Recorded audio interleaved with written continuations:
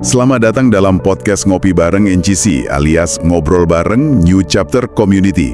Hari ini kita mau ngupas sebuah renungan dari New Chapter Community Church yang Anda bagikan ke kami. Topiknya, lugas banget.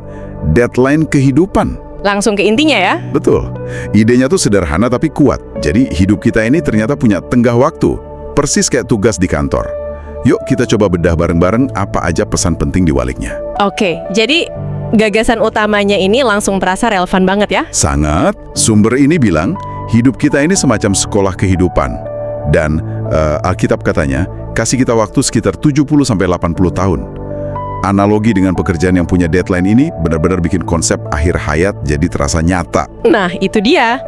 Pemakaian analogi dari dunia kerja ini menurut saya cerdas sekali. Tujuannya itu untuk menarik konsep spiritual yang seringkali terasa abstrak ya. Jauh gitu. Iya, jauh.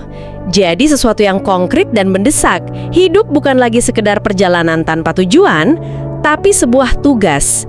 Dan tugas ini jelas punya kriteria penyelesaian. Nah, soal konsekuensi ini nih yang bikin taruhannya jadi sangat-sangat tinggi. Betul. Sumber ini melukiskan dua hasil akhir yang kontras banget. Kalau lulus, katanya hasilnya kehidupan yang sebenarnya di langit baru, bumi baru. Tapi kalau gagal, konsekuensinya api neraka kekal. tunggu dulu. Ini bagian yang bikin saya beranggi sejenak. Jadi ini bukan cuma soal menjadi orang baik, tapi ada hasil akhir yang absolut dan permanen. Tepat. Dan penggunaan kontras yang ekstrim ini, langit baru versus api kekal, itu kan teknik retorika yang kuat sekali. Supaya orang benar-benar mikir ya. Tepat. Tujuannya bukan cuma menginformasikan, tapi memprovokasi respons emosional. Sumber ini seolah maksa kita untuk nggak netral. Anda harus memilih. Kata lulus itu kan langsung bikin kita mikir, oke, berarti ada ujiannya, ada standarnya. Lalu apa standarnya? Sumber ini menyinggung soal menjadi sempurna seperti Bapa. Betul. Dan yang penting sumber ini sendiri menafsirkan frasa itu bukan sebagai tanpa dosa, tapi sebagai selesai atau matang dalam iman. Jadi standarnya bukan kesempurnaan moral yang absolut, melainkan kedewasaan rohani. Tapi bukankah konsep matang ini sangat subjektif sih? Gimana seseorang bisa tahu kalau mereka sudah lulus menurut standar ini sebelum deadline-nya tiba?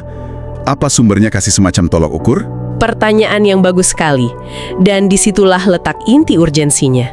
Oke. Sumber ini nggak memberikan daftar periksa, malah menekankan bahwa kita justru tidak akan pernah tahu pasti kapan tenggat waktunya. Jadi ketidakpastian itu sendiri yang jadi poinnya. Tepat. Makanya renungannya terus mengulang perumpamaan hidup yang seperti uap. Singkat dan tiba-tiba hilang. Dan kedatangan Tuhan yang seperti pencuri di malam hari. Nah, ketidakpastian inilah mesin pendorongnya. Ini ngingetin saya sama perasaan nunda-nunda kerjaan sampai H-1. Bedanya untuk tugas ini, kita nggak tahu kapan H-1 itu kan? Persis. Jadi ini semacam paradoks ya. Justru karena kita nggak tahu tanggalnya, kita harus hidup seolah-olah hari ini adalah hari H. Bukan untuk bikin cemas, tapi lebih ke fokus prioritas, gitu ya. Tepat sekali. Sumber ini secara implisit bedain antara kecemasan yang melumpuhkan dan kesadaran yang memotivasi. Analogi pencuri itu bukan biar kita takut, tapi agar kita pastikan rumah kita, hidup kita selalu siap dan terjaga. Ini seruan untuk berjaga-jaga dan serius dengan Tuhan setiap saat. Untuk menekankan urgensi ini, renungan ini mengutip Matius 17 ayat 17, di mana Yesus terdengar frustrasi ya, dengan angkatan yang tidak percaya dan yang sesat. Awalnya saya pikir ini agak lompat, tapi ternyata ada koneksinya ya. Ada, dan konteksnya ini yang membuat pesannya jadi lebih tajam. Gimana tuh?